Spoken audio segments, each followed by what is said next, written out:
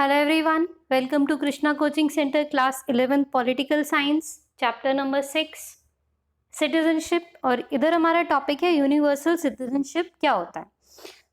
नाम से क्या पता चल रहा है, यूनिवर्सल सिटीजनशिप का मतलब क्या कि पूरा यूनिवर्स में कहीं पर भी जाओ, कहीं पर भी घूमो, ना किसी चिट्ठी की जरूरत, ना किसी पत्रे की, यानी कि ना कोई पासपोर्ट, ना कोई वीजा। भैया ऐसा है क्या कुछ? भाई नाम से तो ये लग रहा है, बट एक्चुअली में क्या है, चलिए थोड़ा सा जानने की कोशिश करते हैं। जब हम सोचते हैं रिफ्यूजीज के बारे में या इलीगल माइग्रेंट्स के बारे में, बहुत सारी इमेजेस हमारे दिमाग में आती है कि इलीगल माइग्रेंट्स कौन, जो इलीगली कंट्री में घुसा है। अब वन में भी पीपल फ्रॉम एशिया या अफ्रीका और who have paid agents to smuggle them into Europe and America. तो जो लोग रिफ्यूजीज हैं, इट मे बी पॉसिबल कि वो बेचारे बहुत दुखी हैं, उनकी लाइफ बहुत अच्छे तरीके से बहुत नहीं चल रही है, उनके बहुत प्रॉब्लम है। एक तो ये हो सकता है। दूसरा ये हो सकता है कि हो सकता है कोई वो पेड एजेंट हो जो स्मगलिंग करने आए हो यूरोप अमेरिका में। अब जो रिस्क है, रिस्क बहुत हाई होता है, क्योंकि हो सकता है कि वो किसी आतंकवादी संगठन का हिस्सा भी हो सकते हैं। अब another image may be of people displaced by war और फेमाइन, या फिर हो सकता है वो लोग जो बेचारे वॉर से भाग के आए हों या कहीं अकाल पड़ा हो, वहाँ पे लोग मर रहे हों भूख प्यास के मारे, दैट्स वाई वो यहाँ पे आए हों। बहुत सारी इमेजेस हैं जो कि टीवी में दिखाई जाती है। जो रिफ्यूजीज हैं दरफर रीजन ऑफ सूडान के, पैलेस्तीन के, बर्मीज के, बांग्लादेशीज के, ये एग्जाम्पल्स हैं। बहुत सारे एग्जाम्पल हैं। इवन अभी इंडिया में जो आपके रोहिंग्या रिफ्यूजीज हैं, उनका भी आप इसमें एग्जाम्पल ऐड कर सकते हैं। अब all of these are people who have been forced to become refugees, कि भाई कोई नहीं चाहता कि वो अपना घर छोड़ के आए, अपना सब काम धंधा छोड़े, लेकिन कई बार सिचुएशन ऐसी होती है कि उन लोगों को मजबूरी में रिफ्यूजीज बनना पड़ता है। वी ऑफन एज्यूम कि जो फुल मेंबरशिप है स्टेट की should be available to all those who ordinary live and work in the country as well as to those who apply for citizenship. कि हमें लगता है कि हाँ, सिटीजनशिप किन्हें मिलनी चाहिए, जो या तो स्टेट के या तो उस कंट्री के ऑलरेडी मेंबर है, और अगर वो मेंबर नहीं है तो जो अप्लाई करेंगे सिटीजनशिप के लिए, जिनका सिटीजनशिप ओके हो जाएगा, उन्हें मिल जानी चाहिए।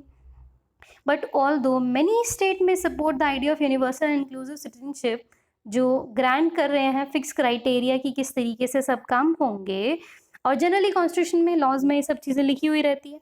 However, in spite of restrictions, even building the walls or fences, considerable migration of people still take place in the world. अभी अभी आपने सुना होगा कि मेक्सिको और या मेक्सिको बोल सकते हो आप उसे, मेक्सिको और यूएसए के बीच में दीवार बन रही है। दीवार क्यों? क्योंकि मेक्सिको से बहुत सारे लोग रिफ्यूजीज के तौर पे यूएस आ जाते हैं। Mexico is not very rich, उसमें प्रॉब्लम हो जाती हैं, और कई बार बहुत सारे ड्रग डीलर्स आ जाते हैं। माइग्रेशन के लिए फेंसेस बनाए जाते हैं और बहुत सारी वॉल्स भी बनाई जाती हैं, और बहुत सारे ऐसे पीपल होते हैं जो डिस्प्लेस हो जाते हैं बाय वॉर, प्रोसिक्यूशन, फेमाइन या other reason. If no state is willing to accept them and they can not return home, वो स्टेटलेस हो जाते हैं या रिफ्यूजीज कहलाते हैं। They may be force to live in camps और एज इलीगल माइग्रेंट्स। जब चाइना ने तिब्बत पे अटैक किया था, तो तिब्बत के बहुत सारे लोग थे। बेटा तिब्बत बहुत ही ब्यूटीफुल कंट्री है, beautiful country, beautiful people, but occupied by some northern neighbour of ours. तिब्बती बहुत सारे रिफ्यूजीज इंडिया में आए, और इंडिया में बहुत सारे लोगों को इंडिया ने एक्सेप्ट भी किया because they were very good people. वो बहुत सीधे साधे सिंपल से लोग हैं। एंड कई सारे लेकिन ऐसे लोग होते हैं जो रिफ्यूजीज के नाम पर देश को नुकसान पहुंचाना चाह रहे हैं। वो लोग रिफ्यूजीज एक तरीके से बन के आ जाते हैं। They may be force to live in camps, वो कैंप्स में रहना पड़ता है। इलीगल माइग्रेंट्स, उन्हें पूरा कभी भी सिटीजनशिप नहीं मिल पाता है। Often they can not legally work, ना ही अपने बच्चों को एजुकेट करा सकते हैं, ना ही प्रॉपर्टी एक्वायर कर सकते हैं। जो प्रॉब्लम है वो इतनी बड़ी है कि यूएन को अपॉइंट करना पड़ा एक हाई कमिश्नर फॉर रिफ्यूजीज, कि वो हेल्प कर सके उन सारी लोगों की। यूएन में अपना एक डिपार्टमेंट होता है जिसमें रिफ्यूजीज को हेल्प किया जाता है। यूएन इतनी बड़ी मुद्दा था, ये इतना बड़ा बात थी कि यूएन को ये सब चीज़ें करनी पड़ी, यूनाइटेड नेशंस।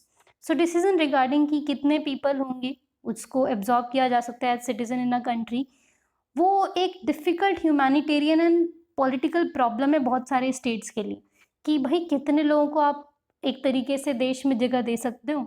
अब बहुत सारी कंट्री के पास पॉलिसी है कि एक्सेप्ट कर देना उन लोगों को जो वॉर वगैरह से भाग के आए हैं, लेकिन वो फिर भी इतने लोगों को नहीं मैनेज कर पाएंगे कि एकदम से उस कंट्री में बहुत सारे लोग आ गए। इंडिया जैसी कंट्री ऑलरेडी 150 करोड़ के आसपास लोग हैं, पता चले 2 करोड़ और रिफ्यूजी आ गए तो इंडिया में वैसे ही बहुत ज़्यादा प्रॉब्लम है। अगर रिफ्यूजीज आ जाते हैं तो एक स्टेट के लिए तो प्रॉब्लम और बढ़ जाएगी ना। So India provides itself providing refugee to the persecuted people as it did with Dalai Lama and his follower in 1958। Dalai Lama कौन? जो तिब्बत के लोग उन्हें बहुत मानते हैं। तो जब तिब्बत पे अटैक हुआ था तो दलाई लामा को जो था इंडिया ने अपने पास रखा, उनके साथ जो लोग थे उन्हें रखा, और आज भी दलाई लामा हमारे यहाँ ही रहते हैं। एंड जो तिब्बत में उनके साथ लोग रहते थे वो भी इंडिया में ही रहते हैं। अब entry of people from neighbouring country has taken place among border of Indian state and other countries. अब बहुत सारी ये पीपल हैं, वो स्टेटलेस पीपल हैं, बहुत सारी ईयर जनरेशन से रह रहे हैं इलीगल माइग्रेंट्स बन के, कैंप्स लगा के। बहुत फ्यू हैं जिनको सिटीजनशिप ग्रांट हो रखी है। अब सच प्रॉब्लम चैलेंज पोज करता है to the promise of democratic citizenship which is that right and identity of the citizen, जो कि मिलना चाहिए। लेकिन यहाँ पे दिक्कतें आनी थोड़ी सी शुरू हो जाती है। अब जो प्रॉब्लम है स्टेटलेस पीपल के लिए, it is important one confronting the world today. जो बॉर्डर्स हैं स्टेट्स के are still being redefined by war of political dispute. So जो एक तरीके से फेंसिंग है या वॉल्स हैं या कौन लोग आए हैं, किस कंट्री से आए, इस पर बहुत सारे मुद्दे अभी भी उठते ही रहते हैं। अभी भी हम ये नहीं कह सकते कि ये सारी प्रॉब्लम टोटली सॉर्ट आउट हो गई है, नहीं हुई है। सो किस तरीके से इन समस्याओं का समाधान किया जा सकता है, कौन सी बातों का ध्यान रखा जाता है, क्या सजेशंस दिए जा सकते हैं, बहुत सारी बातें जो हैं वो आज भी मुद्दे का हिस्सा हैं। सो इस पार्ट को हम यहीं तक रखते हैं। इसका अगला पार्ट हम कवर करेंगे अपनी अगली वीडियो में। So thank you so much. I will meet you all in my next video. Thank you.